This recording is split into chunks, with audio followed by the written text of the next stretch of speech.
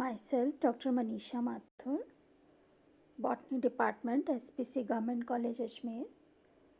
हम लोग theories related to organization of shoot apex पढ़ रहे थे। इसमें हमने अभी तक 6 थ्योरीज को स्टडी करा। आज हम स्टार्ट करेंगे 7th theory, that is mantle core concept. ये जो मेंटल कोर कंसेप्ट है ये दिया था पॉपहम एंड चैन ने 1950 में।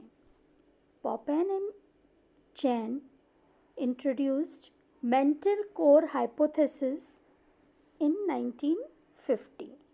उन्होंने शूट अपेक्स को 2 जोन्स के अंदर, 2 हिस्टोलॉजिकल जोन्स के अंदर डिफरेंशिएट किया था without taking into account the plane of division. उन्होंने प्लेन ऑफ डिवीजन को कंसिडर नहीं किया था और जस्ट ये कहा था कि जो शूट अपेक्स है 2 हिस्टोलॉजिकल जोन्स के अंदर डिवाइडेड है। सबसे पहला जोन जो है वो है मेंटल। ये जो मेंटल है, ये वाला जो जोन है, ये आउटर सेल्स का जोन है, that is arranged in the form of dome shaped का जोन है मेंटल का। It included all the outer layers of the apex. सारी जो बाहरी लेयर हैं और जो जोन डोम शेप्ड है इसको कहा गया मेंटल। और ग्रुप ऑफ मेरिस्टेमेटिक सेल्स जो कि सेंट्रल पार्ट में लोकेटेड हैं, they were known as core. Central zone was known as core. ये भी एक मॉडिफाइड रूप है ट्यूनिका कॉर्पस थ्योरी का। This is a modified form of tunica corpus theory. अब इसके बाद में जो नेक्स्ट थ्योरी आती है वो है न्यूमैन्स कंसेप्ट। ये न्यूमैन ने दिया था 1962 से लेके 1965 में।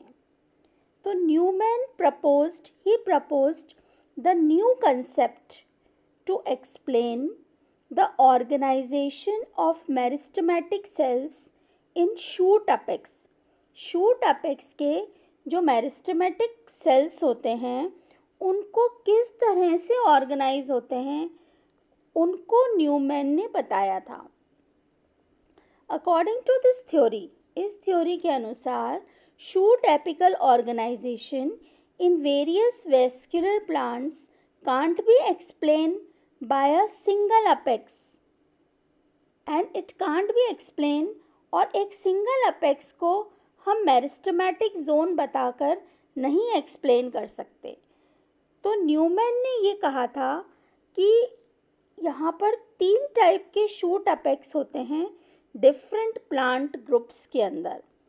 He said that 3 types of shoot apex are present in various plants group।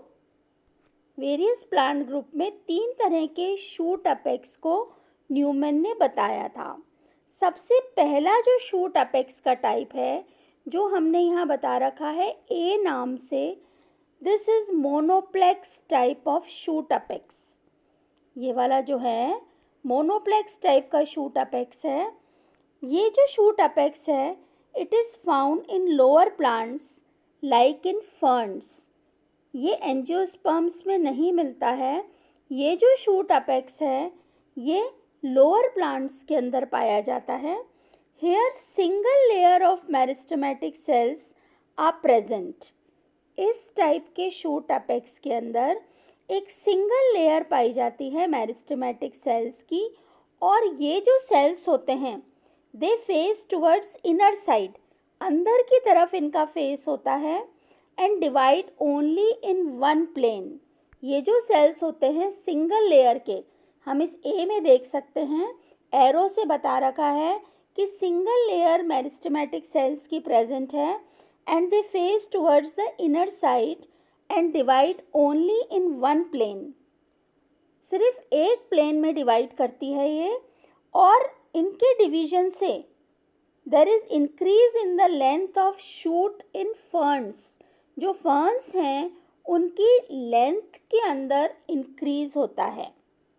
तो दिस इज ए टाइप, या जिसको नाम दिया था monoplex type of shoot apex. अब हम देखेंगे B type, that is simplex type. B type is simplex type of shoot apex. This type of shoot apex is present in gymnosperms. ये जो B टाइप का shoot apex है, ये gymnosperms के अंदर पाया जाता है और इसके अंदर सेल्स वन और मोर देन वन लेयर्स के अंदर अरेंज रहते हैं। ये हम देख रहे हैं, एक तो सीधी ऊपर की लेयर है और एक नीचे जाती हुई एरो है।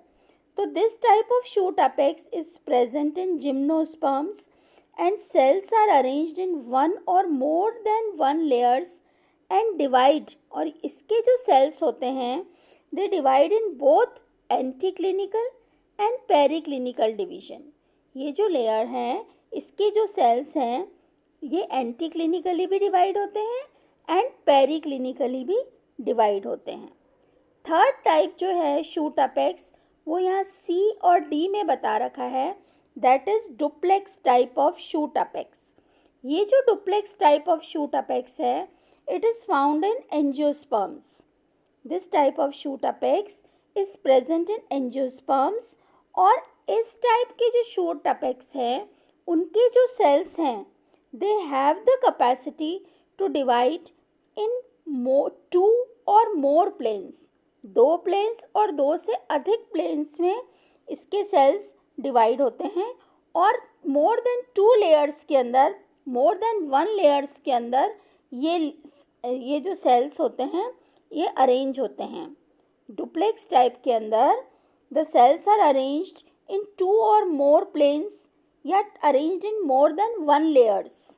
Outer layer of meristematic cells is called superficial layer. जो सबसे ऊपर हमको दिख रही है वो आउटर लेयर है and it is called superficial layer, और इसके सेल्स सिर्फ एंटी क्लिनिकली ही डिवाइड होते हैं। दोनों में हम देख रहे हैं एक बाहर वाली लेयर है जो कि एरो से बताई गई है, आउटर मोस्ट लेयर। इसके जो सेल्स होते हैं they divide only anti clinically, सिर्फ एंटी क्लिनिकल डिवीजन में ही डिवाइड होते हैं।